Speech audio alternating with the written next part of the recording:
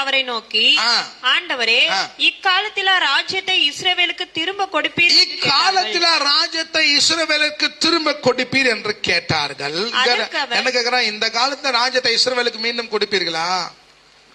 அல்லேலூயா.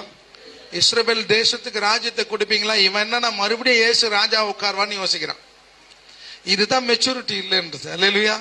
இயேசு என்னென்ன நடக்க போது சொல்லிட்டு போனாரு. ஆவியானவர் அனுப்புறேன், உன் கையை அவர் பிடிப்பாரு, தேற்றருவாளன் வருவாரு. என்ன சொன்ன? நீ ராஜாவா உட்காருவியா ஆண்டவரே, நீ அப்படி பண்ணுவான் இப்படி பண்ணுவீங்களா? இயேசு அதுக்கு ஒரு நல்ல ஒரு சமயோசிதமான ஞானமான ஒரு பதில் சொல்றாரு. வாசிக்கலாமா?